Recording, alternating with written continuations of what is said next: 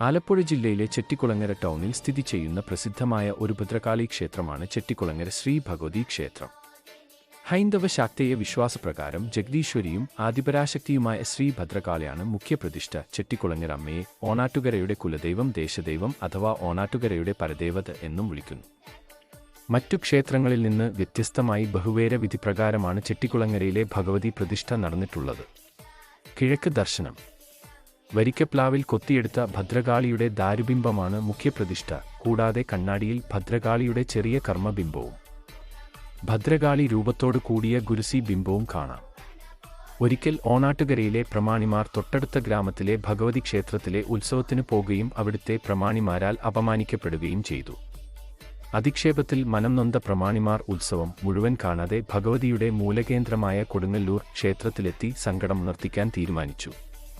ദുഃഖത്തോടെ അനേക നാളുകൾ ഭഗവതിയെ പ്രാർത്ഥിച്ചുകൊണ്ട് ഭജനമിരുന്ന ഭക്തർക്ക് സങ്കടനിവർത്തി വരുത്തി രക്ഷിച്ചുകൊള്ളാമെന്ന് ക്ഷേത്രത്തിലെ വെളിച്ചപ്പാടിലൂടെ കൊടുങ്ങല്ലൂരമ്മയുടെ അരുളപ്പാടുണ്ടായി.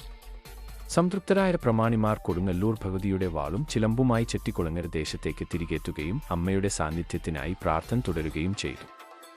ദിവസങ്ങൾ കഴിഞ്ഞ് ഒരു സന്ധ്യാസമയത്ത് ഈനാശു എന്ന കടത്തുകാരൻ തന്റെ ജോലി തീർത്ത് വഞ്ചി ഒതുക്കുന്ന നേരത്ത് മറുകരയിൽ നിന്ന് ഒരു വൃദ്ധ വിളിക്കുന്നത് കണ്ടു.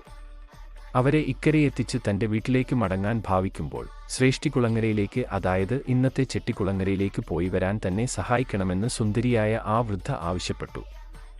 നേരം വൈകിത്തുടങ്ങിയതിനാൽ ആ അഭ്യർത്ഥന അയാൾക്ക് നിരസിക്കുവാൻ കഴിഞ്ഞില്ല. കടത്തുകാരൻ സ്ത്രീയും കൂട്ടി യാത്ര തിരിച്ചു. യാത്രാക്ഷീണം മൂലം കടത്തുകാരൻ പുതുശ്ശേരിയിലെ ആഞ്ഞിലിമരച്ചുവട്ടിൽ വൃദ്ധയെ വിശ്രമിക്കുവാൻ ഇരുത്തുകയും അടുത്തുള്ള പതിയാർ ഭവനത്തിൽ ചെന്ന് ദാഹജലവും വസ്ത്രവും വാങ്ങി നൽകുകയും ചെയ്തു. വിശ്രമത്തിനിടയിൽ മയങ്ങിപ്പോയ ഇനാശു ഉണർന്നെണീറ്റപ്പോൾ സ്ത്രീയെ കണ്ടില്ല. ഈ സംഭവം നടന്നതിന്റെ തൊട്ടടുത്ത ദിവസം ചെട്ടിക്കുളങ്ങരയിലെ താഴവനില്ലത്ത് പുരമേച്ചിൽ നടക്കുകയായിരുന്നു.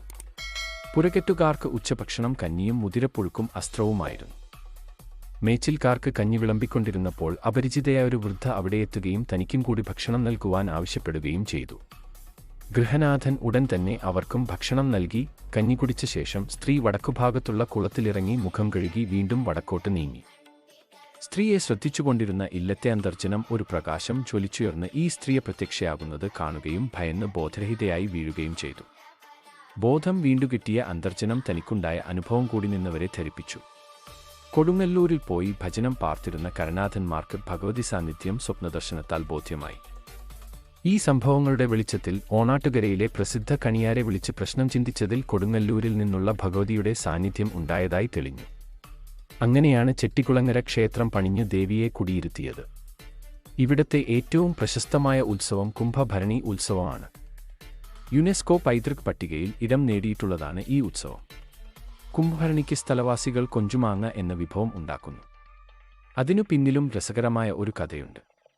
ഒരിക്കൽ കൊഞ്ചുമാങ്ങകറി പാകം ചെയ്യുന്നതിനിടെ വീടിനു സമീപത്തുകൂടെ കുത്തിയോട്ട ഘോഷയാത്ര കടന്നുപോയപ്പോൾ ഘോഷയാത്ര കാണണം എന്ന് ആ വീട്ടമ്മക്ക് അതിയായ ആഗ്രഹം ഉണ്ടായി.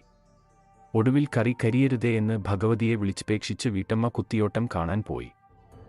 മടങ്ങി എത്തിയപ്പോൾ കറി തയ്യാറായി അടുപ്പിൽ നിന്ന് വാങ്ങിവെച്ചിരിക്കുന്നു. ഈ കാര്യം പ്രദേശമാകെ പരന്നു. കാലാന്തരത്തിൽ കൊഞ്ചുമാങ്ങ എന്ന വിഭവം കുംഭഭരണിക്ക് ചെട്ടിക്കുളങ്ങരക്കാർക്ക് പ്രാധാന്യമേറിയതായി മാറി. ഇത് വീട്ടിലെ സദ്യയിൽ ഒഴിച്ചുകൂടാനാവാത്ത ഭഗവതിയുടെ പ്രസാദമായി കണക്കാക്കപ്പെടുന്നു. ഭക്തജനങ്ങൾ നടത്തുന്ന കുത്തിയോട്ടം ആണ് ഉത്സവത്തിലെ പ്രധാന വഴിപാട്. മുതിരപ്പുഴുക്കും അസ്ത്രവും കടുമാങ്ങയും ഉൾപ്പെടുന്ന കുതിരമൂട്ടിൽ കഞ്ഞിയും ഇവിടുത്തെ പ്രധാനപ്പെട്ട നേർച്ചയാണ്. കൂടാതെ ചെട്ടിക്കുളങ്ങര അമ്മയുടെ ഇഷ്ടവഴിപാടുകളിലൊന്നാണ് മകരമാസത്തിലെ കാർത്തിക പൊങ്കാല. വീഡിയോ ഇഷ്ടമായെങ്കിൽ കൂടുതൽ വിവരങ്ങൾക്കായി ചാനൽ സബ്സ്ക്രൈബ് ചെയ്യുക.